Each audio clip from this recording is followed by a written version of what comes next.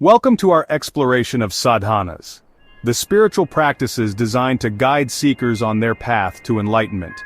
In this journey, we'll delve into the purpose and audience of these practices, and how they help in clearing the mind and awakening the spirit. All sadhanas, or practices, are elucidated for those individuals with deluded intellect, entangled in distracted or scattered thought patterns, or those inclined towards engaging in actions and elaborate rituals as a means to progress on the path of meditation. Let's explore each concept mentioned in the stanza with relevant examples. First, deluded intellect. The stanza implies that sadhanas are intended for individuals whose intellect is clouded or confused. This could refer to those who lack clarity of perception, have distorted understanding, or are influenced by false beliefs or illusions. Example. Consider someone who believes that material possessions and external achievements are the ultimate source of happiness and fulfillment. Their deluded intellect may prevent them from recognizing the deeper truths and spiritual dimensions of life. Distracted thought patterns.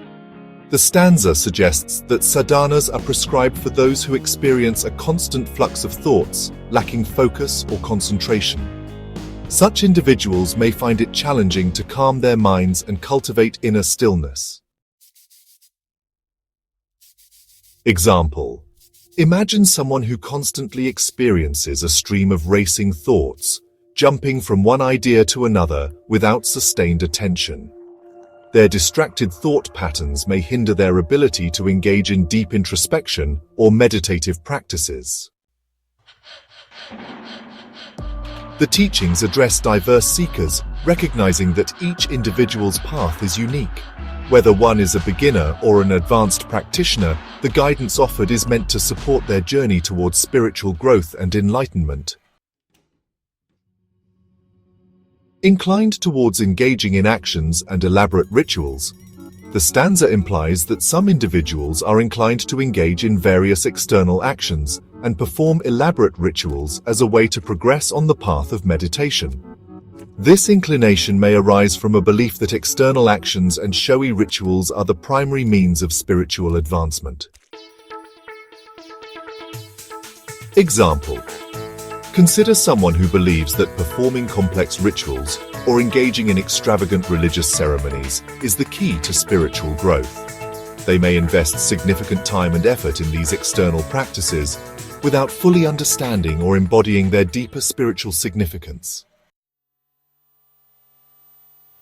Thus, the assertion that all sadhanas, spiritual practices, are described for those with deluded intellect, distracted thought patterns, or a tendency toward ostentatious rituals addresses the diverse range of seekers and their varying levels of readiness for meditation. The text acknowledges the multifaceted nature of human consciousness and offers guidance that resonates with individuals at different stages of spiritual evolution.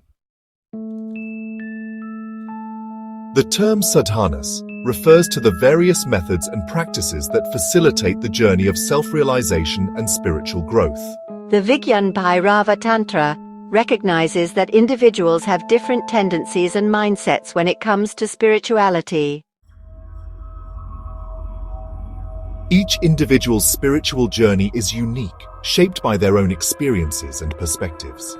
Therefore, it is essential to address these differences with appropriate sadhanas that resonate with their inner being. For those with deluded intellects, the meditation techniques offer a means to cut through confusion and gain deeper insights into the nature of reality. Through focused awareness and contemplation, individuals can move beyond the limitations of their intellect and tap into a more profound level of understanding.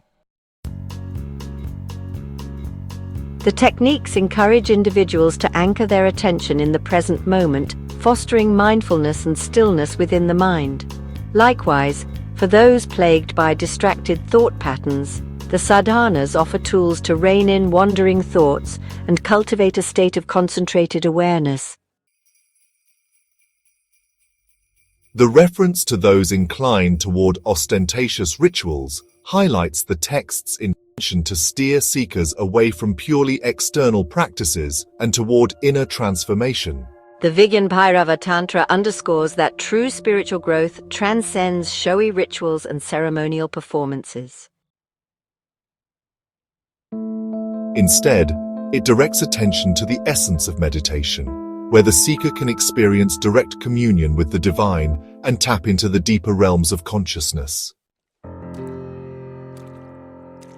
The sadhanas provided within the text serve as a bridge to guide seekers from various backgrounds and mindsets toward a deeper understanding of their own consciousness and the nature of reality. Overall, the Tantra, or text, recognizes the diversity of spiritual aspirants and tailors its teachings to meet them where they are. The text's teachings emphasize that irrespective of the initial state of mind, anyone can embark on the path of meditation and self-discovery, ultimately leading to a state of profound realization and unity with the divine.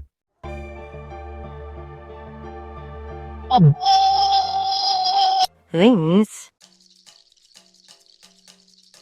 Hence, the composite form of Bhairava is introduced as a prediction of meditation to those who are of deluded intellects and believing in things that are not true, who are interested in the unpleasant performance of rituals. This is declared for those people who have considerable thinking. Bhairava is unrelated to any religion or rituals. It is devoid of religious affiliation. It transcends religious boundaries, be it Hinduism, Christianity, Buddhism, Jainism, or Islam. The technique of vigyanbhairavatantra is open to all, irrespective of their chosen religious path or dharma. This technique aids in comprehending one's religion or chosen path of dharma. Consider it akin to medicine, a remedy for spiritual affliction. Similar to seeking medical treatment when sick with a disease like malaria, you consult a doctor who prescribes medicine, regardless of your religious affiliation. You take the medicine, recover, and regain health. Medicine is a facet of treatment, a component of science. In the same way, vigyanbhairavatantra serves as spiritual medicine, addressing spiritual ailments. It is a scientific method or technique that nurtures spiritual well-being. It doesn't necessitate specific rituals or actions. Whether you are a believer or an atheist is inconsequential. Even atheists can practice and derive benefits from it. This practice enhances emotional strength and aids in achieving one's aspirations. It is a science, and as such, it should be embraced universally. In conclusion, the stanza indicates that sadhanas are prescribed for individuals with a deluded intellect, distracted thought patterns, or an inclination towards action and ostentatious rituals. The examples provided aim to illustrate these concepts, emphasizing the role of sadhanas in guiding and assisting individuals who may face challenges in their spiritual journey.